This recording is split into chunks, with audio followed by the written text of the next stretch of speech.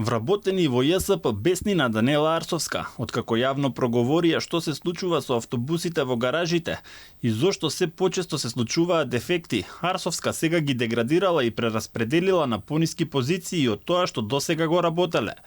За Алфа велат дека Арсовска ги казнува само затоа што се охрабриле јавно да зборуваат за хаосот кој се случува во ЈСП.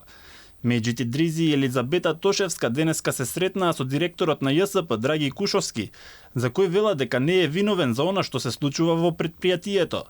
Тие имаат индиции дека наредбата е дојдена од градот Скопје, поточно по налог на градоначалничката.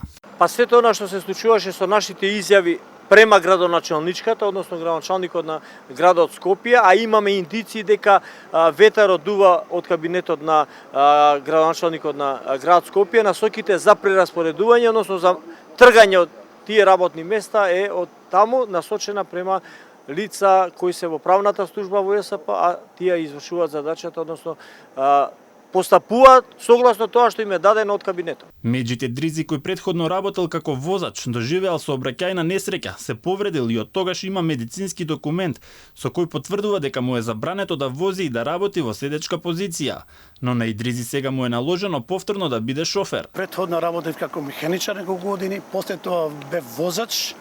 Од тој возач имав сообраќајка некоја, имам променено работно место заради сообраќајката и бев снимач на сообраќај на транспортен центар. Од тука сега, поради некои излеви, и ме деградират пониско работно место, возач, како возач да работам, кога не смем да работам. Еве ти имам ја од ИПК, документ дека не смем да седам и да долго одење и седење, они ме тера да работам возач.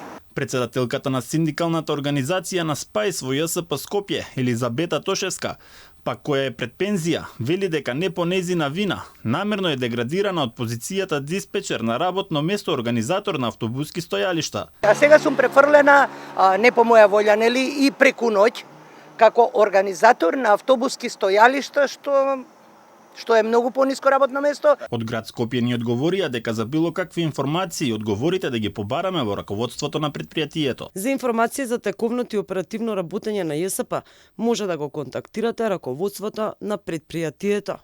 Инаку проблемите и хаосот кои се случуваат во ЈСП не се од сега. Често се случуваше возачите да штрекуваат затоа што Арсовска не им исплаќаше пари, а во Скопје пола година немаше редовен јавен превоз и поради тоа што не возеа приватните превозници, на кои Арсовска исто така им должеше. За еден месец се случија 2 пожари и изгорени автобуси, а еден поради дефект на воланот заврши во Жардењера.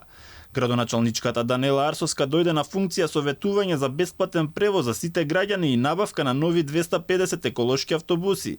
Јавното сообраќајно претпријатие располага со околу 300 автобуси, но околу 20% од нив се целосно неисправни, па седат во гаражите на ЈСП. Дел од оние кои се во сообраќај пак имаат поситни дефекти како расипани трепкачи или светла, кои сепак сериозно ја нарушуваат безбедноста.